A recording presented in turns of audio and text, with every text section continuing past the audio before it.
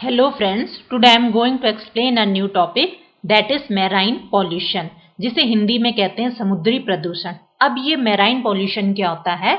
Marine pollution is defined as the addition of various substances like pesticides, fertilizer and organic waste toxic metal to marine environment. Marine pollution का मतलब है जो various substances है like pesticide जो कीटनाशक होते हैं, फर्टिलाइजर जो होती है, उर्वरक जो होती है, या ऑर्गेनिक वेस्ट का, या जो है टॉक्सिक मेटल का, जो विषैले मेटल होते हैं उनका समुद्र में के पानी में मिल जाना, जिससे समुद्र का पानी गंदा हो जाता है। This is called marine pollution. तो ये इस तरीके के जब पेस्टिसाइड्स, फर्टिलाइजर, ऑर्गेनिक वेस्ट या टॉक्सिक मेटल जो है समुद्र के पानी में जब मिलते हैं और समुद्र के पानी को खराब कर देते हैं, तो this is called marine pollution. अब मैराइन पॉल्यूशन के सोर्स क्या है, कौन कौन से ऐसे फैक्टर हैं जो है समुद्र के पानी को खराब कर देते हैं? तो सबसे पहले है oil.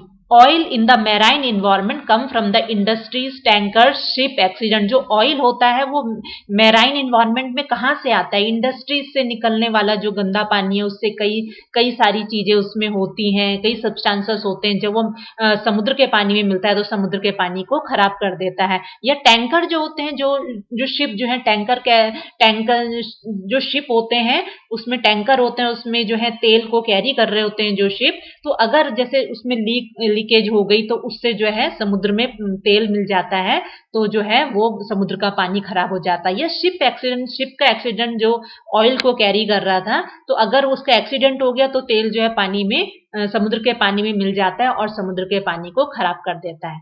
Second is industrial waste. Various type of industrial waste like DDT, heavy metal enter into marine environment. जो इंडस्ट्री से निकलने वाला जो वेस्ट है, जैसे डीडीटी, डाइक्लोरो डाइफिनाइल ट्राइक्लोरोइथेन है, जो हैवी मेटल होते हैं, ये अगर जो समुद्र के पानी में मिलते हैं तो समुद्र के पानी को खराब कर देते हैं। तो ये हमारे पास सोर्स है। इनके सिवा और जो सोर्स हैं वो है वो जो सोर्स है thermal pollution. Waste heat generated by various industries enter to the marine environment. जो वेस्ट हीट होती है, जो इंडस्ट्री से जो पानी निकलता है, जो गंदा पानी निकलता है, वो थोड़ा जो है गर्म होता है। तो जब ये निकलता है और ये समुद्र के पानी में मिलता है, तो समुद्र के पानी का भी थोड़ा टेम्परेचर वहां पे जहां पे मिलता है गर्म कर देता है। हो सकता है कि इस ज्यादा टेम्परेचर वाले पानी में वहां पे रहने वाले जो जीव हैं वो सर्वाइव ना कर पाए। तो ये थर्मल पॉल्यूशन भी सॉइल मैराइन पॉल्यूशन का कारण है।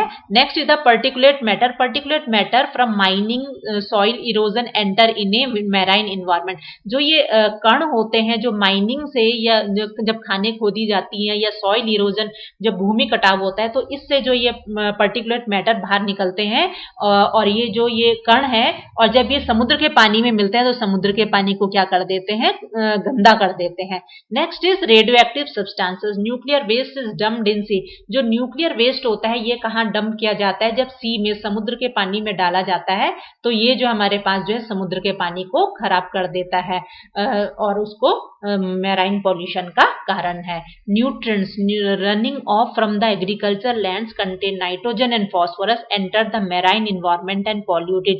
जो पानी, जो बहता हुआ पानी है, जो एग्रीकल्चर लैंड से जो बहता हुआ पानी है, जैसे ज्यादा बरसात हो गई तो उससे पानी बहने लगता है ज्यादा, तो उसके में जो है उर्वरक जो पड़ी होती है, फर्टिलाइजर जो पड़ी होती है, जिसमें नाइट्रोजन और फास्फोरस होता है, तो उसमें जो फर्टिलाइजर भी थोड़ी बह के आने लगती है जिसमें नाइट्रोजन और फास्फोरस होता है।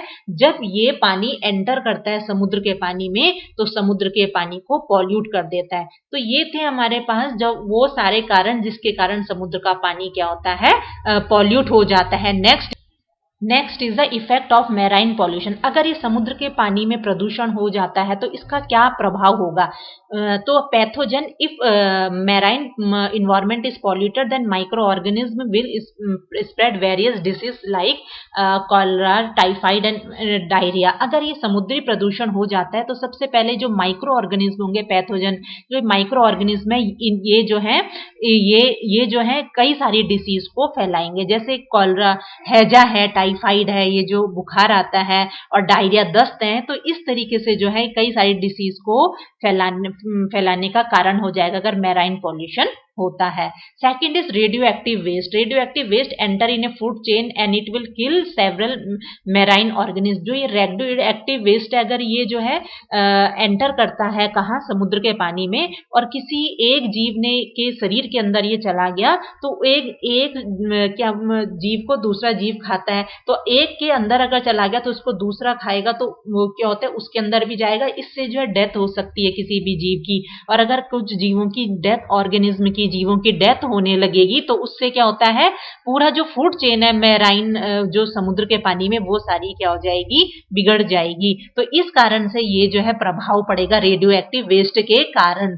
Next is the particulate matter. Particulate matter enter in a marine environment, decrease amount of sunlight, increase turbidity and reduce the photosynthesis. अगर ये पर्टिकुलेट मैटर है, ये जो कण होते हैं, अगर ये मैराइन इन्वायरमेंट में, जो समुद्री पर्यावरण है, वहां एंटर करते हैं, तो सबसे पहले इनके कारण जो है सनलाइट जो है प्रॉपर नहीं आ पाएगी समुद्र के पानी के अंदर, जिसके कारण होगी टर्बिडिटी, गंदगी हो जाएगी, एंड रिड्यूस फोटोसिंथेसिस। और समुद्र में भी जो पौधे होते हैं, वहां उनमें फोटोसिंथेसिस की प्रोसेस जो है नहीं हो पाएगी, और इससे जो है काफी दिक्कत होंगी। तो ये हमारे पास है effect of A marine pollution, कि वहां पे डिसीज ज्यादा फैलेंगी, और जो है पूरी जो फूड चेन है वो खराब हो सकती है, क्योंकि रेडियो एक्टिव जो वेस्ट होते हैं, अगर वो एंटर कर गए एक जीव के अंदर, तो हो सकता है उसी की डेथ हो जाए, और एक ऑर्गेनिज्म में दूसरा ऑर्गेनिज्म डिपेंड रहता है खाने के लिए, तो पूरा सिस्टम ही जो फूड चेन का वो जो है बिगड़ जाएगा।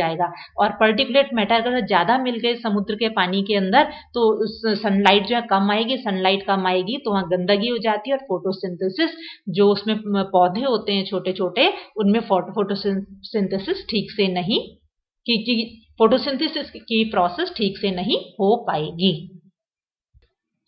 और क्या प्रभाव होगा effect of the marine pollution, अगर जो है समुद्र में प्रदूषण हो जाता है तो उसका क्या प्रभाव है।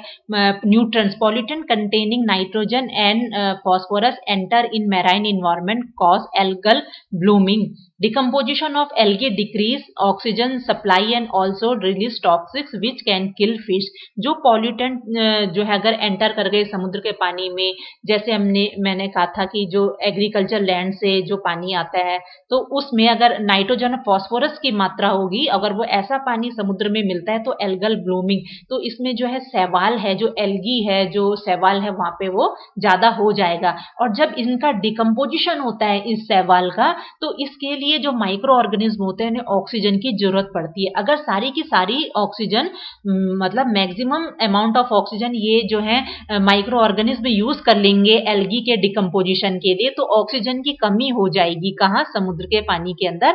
और इसमें टॉक्सिक्स भी क्या होते हैं, साथ में रिलीज होते हैं, जो वहां पे जिस कारण से जो फिश वहां पे रहती हैं, उनकी क्या हो सकती है, डेथ हो सकती है। तो ये एक नेगेटिव इम्पैक्ट है किसका, अगर इस तरीके से जो है इस तरह का पानी एंटर करता है जिसमें नाइट्रोजन और फास्फोरस की मात्रा हो।